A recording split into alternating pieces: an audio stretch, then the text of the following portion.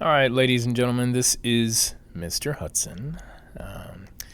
I'm going to go ahead and record a bit of a rundown on the TSIA terms and vocabulary for deeper comprehension, which we spent the beginning of the week on. Here it is April Fool's, which there is no joke about getting this TSI test done, just so you know.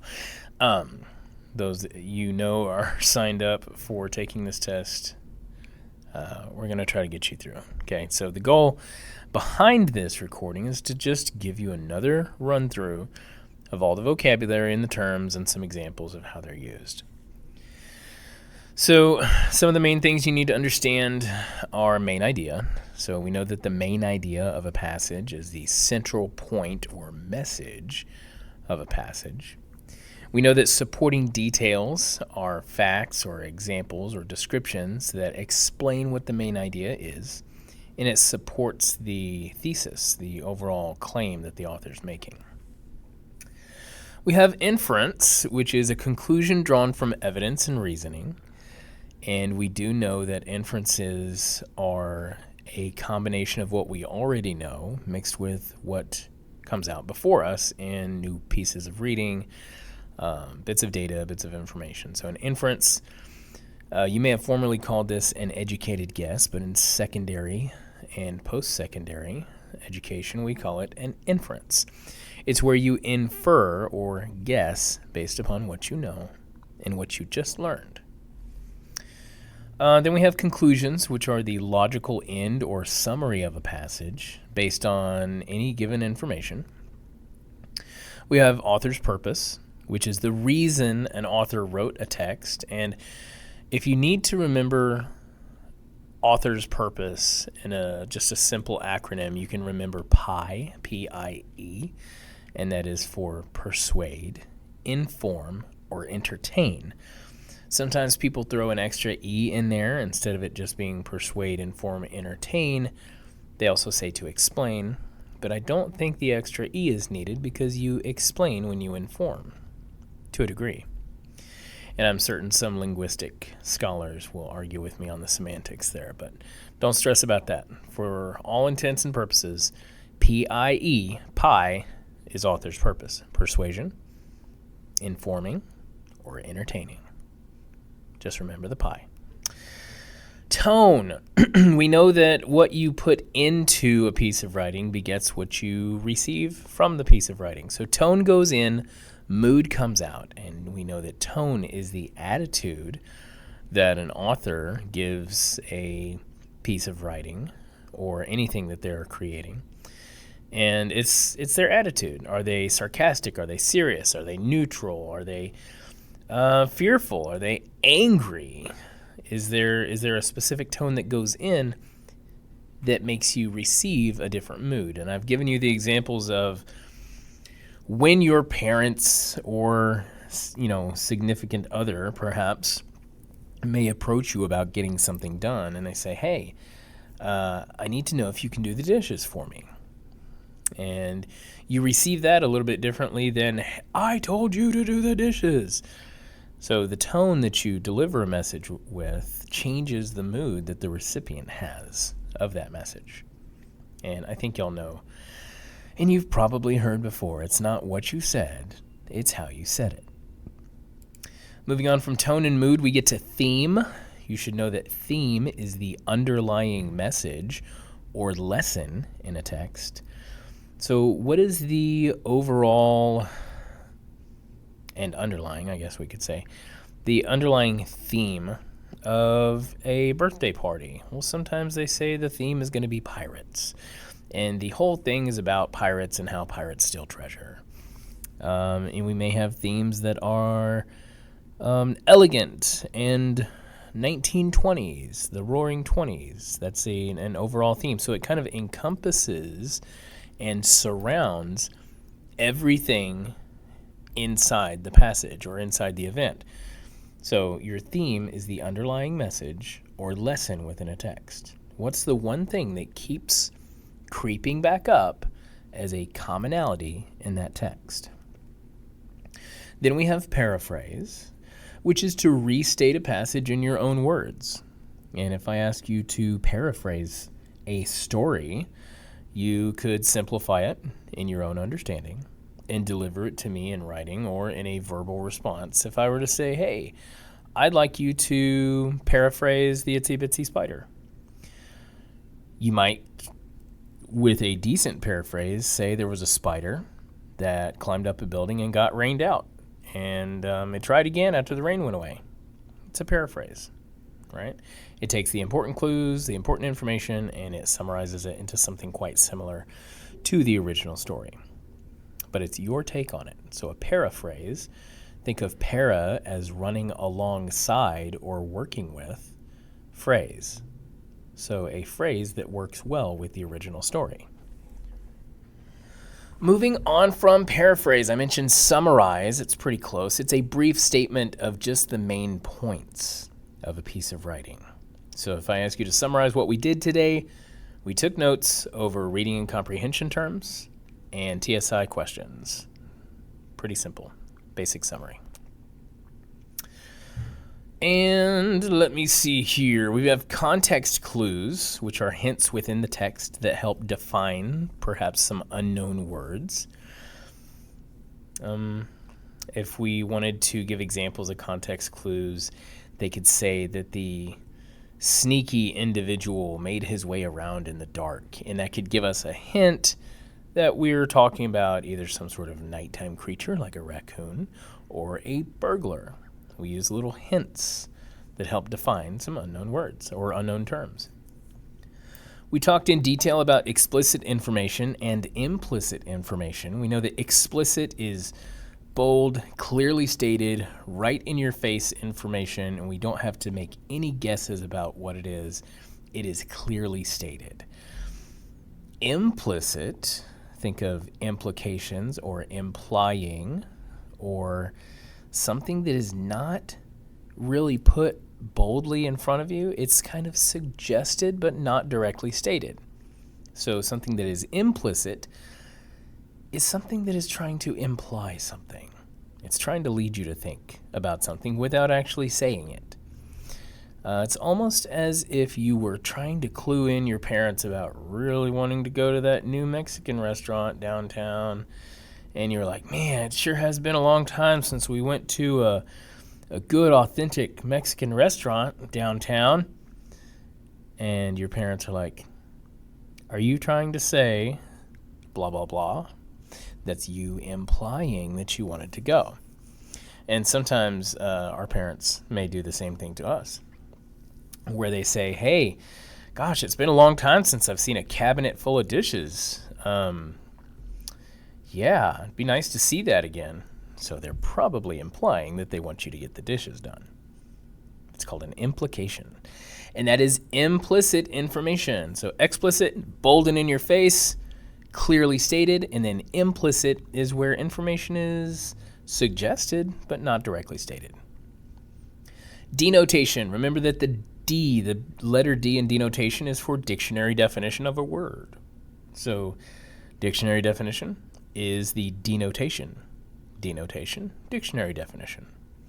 Connotation is kind of a similar term that deals with the suggested or emotional meaning behind words and not necessarily the direct literal translation of whatever the word is. So a connotation is the direct dictionary definition. A connotation holds emotion or associations within words, and it carries it beyond its literal meaning. So, let's move to our next slide. We have chronological order. We're going to deal with text structure. So we have chronological order. Remember that deals with Chronos, the mythological god of time is what I referenced it to. So Chronos and chrono deals with time and time order. Chronological order is events presented in the order they happen. So a lot of textbooks for history are in chronological order. The timeline of events over your weekend. I've had you copy down terms and events that you've attended and things that you did on separate days over the weekend, or perhaps things you've done over spring break, and you kind of gave me a chronology or a chronological order of events because I asked you, did I not, to list it in order of days that you took off. So if you were off Friday, Saturday, Sunday, Monday, Tuesday, Wednesday, Thursday, Friday, Saturday, Sunday, you would give me the days in order and tell me what you did those days. We also have cause and effect structure, which explains reasons why something happens. A cause that gave an effect. There were earthquakes and buildings fell down. That's cause and effect. There was a tsunami and neighborhoods were flooded. Cause and effect. Next, we have compare and contrast. You'll know all about this. We've used Venn diagrams to showcase compare and contrast. And it discusses similarities and differences. If you're comparing something, you're only finding similarities. If you're contrasting something, you are only finding differences. But if you compare and contrast, you find similarities and differences. Problem and solution. Problem and solution presents an issue and possible ways to fix it.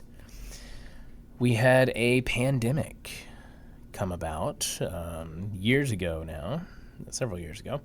Thankfully, it's in our past, but when COVID-19 hit, it was a problem, and we had to seek a solution. Some of the solutions were vaccines. Some of the solutions were isolation and quarantine and wearing masks and staying 6 feet away and practically drinking hand sanitizer with how much we put into our bloodstream, I'm sure, using it on our hands. But that was a problem that needed a solution. And people wrote about it. We have an issue. We're trying to find a solution. Problem and solution can encompass many, many aspects of our lives as well. And we can write and read about many problems and solutions. Sequence lists steps or events in order. A lot of instructional manuals for putting furniture together are in sequential order. So sequence, S-E-Q-U-E-N-C-E, if you're trying to take notes, sequence is one of those things that just deals with listing steps in order. You might find a recipe that has that as well. After that, we have what is called description, which it's a type of informational text structure that gives details to paint a picture of an idea or a concept. It can be a descriptive handbook on how to use a laser pointer or how to groom your pet. And each of these text structures may work with each other. You can have a sequential piece of writing which contains descriptions and problems and solutions, comparisons and contrasts. So just because you have one type of text structure doesn't mean that that's the only one that you'll find in there. Let me see. What's our next slide? Our next slide is going to go over some literary terms. We know what figurative language is. It is words or expressions that go beyond literal meaning. We may use figurative language in metaphor and simile. A metaphor could be time is a thief. It's saying that time is something that it's not necessarily, but it's making a comparison in metaphor without using the word like or as. It's to make a claim about something. Time is a thief. You notice that is different from time is like a thief. One of them is making a claim, and one of them is making more of a comparison. An example of a simile would be brave as a lion.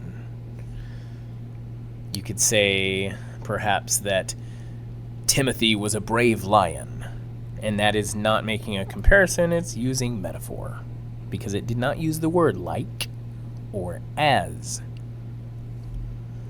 We know what personification is as well. It's giving human qualities to non-human things. The tree stood proudly in front of the school and seemed to bow before the students as they arrived. That is personification. Trees don't bow. Trees aren't proud. They have no personality. They don't have the ability to experience those emotions. Of course, there are going to be some theorists which argue with me on that, but my goal is to teach students about personification and not science. Hyperbole, which looks like hyperbole, Hyperbole, is what we call an extreme exaggeration. I'm so hungry, I could eat a horse, they say. that is just way over the top. It's a gross exaggeration.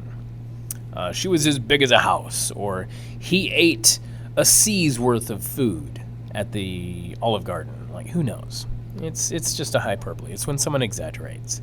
I've never eaten, some kind of food, when you're like snacking on that kind of food. Some of that can be mixed in with sarcasm as well, which is also known as verbal irony.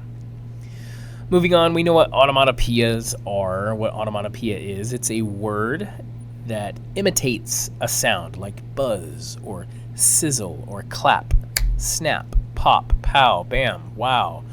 All of those words are onomatopoeia. Of course, you'll find wow as more of an exclamation, but it's spelled the way it sounds. Irony, we talked a little bit about this. We have situational irony, we have dramatic irony, and we have verbal irony. We know that situational irony is perhaps where a judge goes to jail or a police officer gets pulled over for speeding. We have dramatic irony, which is where we know something about the story that the rest of the characters in the story don't know. And then we have verbal irony, which is sarcasm. One of my favorites, because I think I'm just about fluent in sarcasm, but none of y'all knew that, obviously. That's an example of verbal irony. Sarcasm. Then we have allusion, A-L-L-U-S-I-O-N. A reference to a well-known person, event, or text. So if I were writing a poem and I mentioned something about the crucifixion or the Hindenburg, or I made reference to a Stephen King novel in a poem, I would be casting an allusion, A-L-L-U-S-I-O-N, or creating an allusion or using an allusion to reference another well-known event, topic, person, text, whatever it could be. So allusion is not the same as an illusion. Illusion is a disguise, something that is hidden, right? Something to make us see something that is not there. Speaking of which, foreshadowing is hints about what will happen later in a story. And I know on social media we have some silly videos that are the subtle foreshadowing, where it'll show a split second of the end of the chaotic film or the funny video, where it shows maybe someone talking, and then a split second it'll show someone falling down the stairs, and then it'll go back to the person talking. And it's what they call subtle foreshadowing. Then we have symbolism, which was our last one from Monday's notes. Symbolism is using an object or an idea to represent something else, right? So sometimes we can use a pair of binoculars to symbolize that something is worth taking a good look at. Or we can show that there is a pair of reading glasses and a book in a simple picture, and that will show us that there's something worth reading. And it kind of symbolizes that there's something that is worth doing. Lots of ways to use symbolism. We think of the Spider-Man logo as a symbol for great responsibility, great power and great responsibility. We think of the Batman logo as a symbol of justice, as you might get from Batman's scratchy voice. Moving on to today's notes, we have argumentative and informational text terms. A claim is the main argument of an essay or a passage. The main argument is the claim, which is also your thesis statement, right? Your thesis statement will contain your claim. Your claim is your main argument. Evidence, facts, statistics, examples that support a claim, right? You have a counterclaim, which is the opposing argument or viewpoint. If you are trying to say that cats are the best animal to have as a domesticated pet, someone could have a counterclaim that you're incorrect and that ferrets or weasels might be the best pet to domesticate. And you would have a rebuttal. I know some of the students were giggling about this term, rebuttal. You could have a rebuttal to respond to the counterclaim. So it's almost like playing a game of volleyball where you have evidence and a claim, a counterclaim, which bounces the ball back to the opponent, and then a rebuttal that bounces it back to the other side. So it kind of goes back and forth like a volley. We have what is called bias, B-I-A-S, and it's a one-sided or unfair preference in writing, right? So to get the most objective recipe and review on a lasagna recipe, you might not get the best unbiased review from your Italian nonna, because she's going to think that her lasagna is the best lasagna in town. And you could ask anybody in Sicily, nonna's lasagna is going to be the best. And who's going to fight her on it, right? She is a little bit biased because her recipe has been in her family for a long time, and she thinks that her recipe is the best. So if you want a good, fair piece of writing, try to leave your bias to the side. Okay? Try not to let your opinions sway too much of your writing, because bias can weaken an argument. It can feel like you're strengthening your side, but bias is an unfair, one-sided preference in a piece of writing. Then we get to credibility, which falls in line with the ethos. Credibility is the reliability of the source or author. So if I, Mr. Hutson, your English teacher, were to write a book about trigonometry, I would not carry much ethos or much credibility in writing a book about trigonometry. I have dyscalculia, and I am not your go-to guy for math. But I can chat GPT my way through a lot of things. That doesn't give me credibility, though. That just says that I'm good at research, right? I can ask questions with the right people. Then we have different appeals. We have the pathos, ethos, and logos. We also have the kairos, which is K-A-I-R-O-S. And we have logos, which is logic, using reason, using facts to persuade. We have pathos, which is the path to the heart, you could think of that as, because it deals with emotions to persuade someone. And then we have ethos, which is establishing credibility and morality in an argument and saying, hey, this person is the right person to talk about this. After that, we worked on sentence and grammar terms. I'm not going to dig into these too much. We have subject, the main noun or pronoun. The predicate is the verb and everything that follows the subject. We talked about independent clauses, dependent clauses, sentence fragments. I'm not going to go into that too much here. You don't need that as much for TSI, but in your own writing, you do need to know these things. Just remember, run-on sentences need to be corrected. Your TSI exam, your TSIA exam for reading, may ask you the best way to either pair sentences into one sentence or separate sentences that are run-ons. You know that a semicolon can work on that if the two ideas are similar in nature.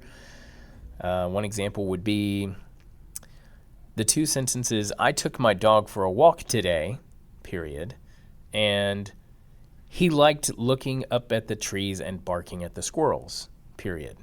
You could piece those two sentences together by saying, I took my dog for a walk today, semicolon.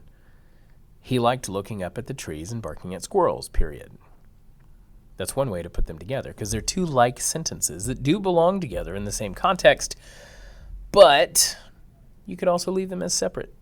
Sometimes adding sentences together is required. Sometimes separating sentences is required. Remember, you have transition word options. There's lots of them out there. You can Google them yourself, but consider words however and therefore as good, solid transition words. It depends on the context of your writing, though. Moving on to some of the more important pieces, our last 6 are analyze, evaluate, synthesize, compare, contrast, and interpret. We've already talked about compare and contrast, so let's talk about analyze. When you analyze something, you break it down into parts to understand it. When you evaluate things, you assess the value or credibility of something. The value, think of the valuate, the V-A-L-U portion of the word evaluate. What worth do these words have? Is it worth listening to? Evaluate. Evaluate. You're assessing the value or credibility. One of the more interesting ones you may be asked to do is synthesize an answer about this, that, or the other. And to synthesize it means to come up with multiple ideas into a new understanding. So it's combining multiple ideas into a new understanding. If you had to read two poems and compare and contrast them and synthesize what you think is the reason that both authors wrote those poems, that would be your synthesis. You'd read them, you'd try to understand them, you analyze them a little bit, you break it down into smaller parts, and you explain to your audience why you think this is your synthesis now. You synthesize an answer, piece it together, and give your audience a reason why they may have written those poems. I'm just trying to make this as simple as I can for you. And our last term is interpret. To interpret, we explain the meaning of something. We can relate this to our Spanish classes where we are constantly translating and interpreting things to better understand them. This being said, again, I am Mr. Hutson. I am going to leave this somewhere for y'all to listen to, perhaps YouTube. I know it is 26 minutes and 29 seconds or so, but I hope you have a wonderful afternoon. Thank you for listening, and know that I am proud of you, and I'm honored to be your teacher.